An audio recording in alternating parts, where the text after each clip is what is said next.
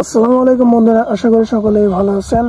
তো আমার সামনে এখন একটি আম গাছ দেখতে পাচ্ছেন, একদম জাতটা। তো এই আম গাছটাকে আসলে আমি প্রুনিং করে দিয়েছিলাম। আম গাছটাকে যে দেখতে পাচ্ছেন এখানে প্রুনিং করে কেটে দিয়েছিলাম এবং এর নিচ থেকে প্রচুর পরিমাণে শাখা গজাইছে। আপনারা যদি ভালো করে খেয়াল করেন তাহলে দেখতে পাচ্ছেন আম গাছটির মধ্যে প্রচুর পরিমাণ শাখা গজিয়েছে।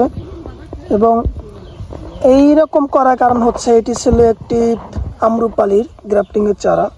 তো আম্রপালি গাছ আমার কাছে আরো অনেক আছে এবং গাছটি বাঁকা তারা কেমন জানি ছিল, ঠিকভাবে বৃদ্ধি পাচ্ছিল না। এই জন্য এখানে কেটে আমি প্রুনিং করে দিই। প্রুনিং করে দেওয়ার পর নিচ থেকে অনেক আপনার কুশি বের হয়ে সেগুলো ডালগুলা বড় হয়।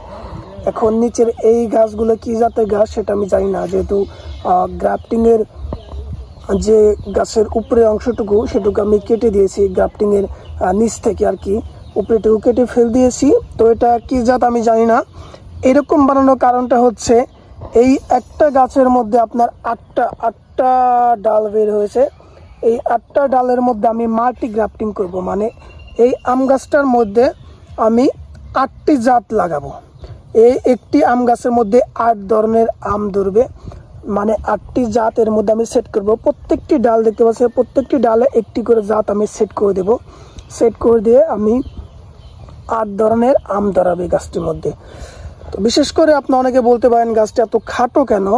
বিশেষ করে ছাদ বাগানের জন্য এই গাছটা পারফেক্ট, কিন্তু আমি যেহেতু ছাদ বাগান না নিচে লাগাবো তারপরেও আমার জন্য গাছটি পারফেক্ট। কারণ হচ্ছে এই ডালগুলো যে দেখতে পাচ্ছেন এই ডালগুলো অনেক বড় হওয়ার পর আমি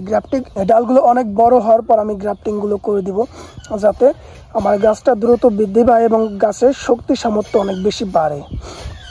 তো গাছটি আজকে হঠাৎ করে দেখে আমার কাছে খুব ভালো লাগলো, এই জন্য আপনাদের কে ভিডিওটা দিলাম এই গাছের। তো জানি না কেমন লাগবে, তবে আমি জিনিসটা করতে পেরে অনেক ভালো লাগতেছে, কারণ ভাবিনি যে এতটা তরতাজা এবং এতটা সুন্দর হবে গাছটি।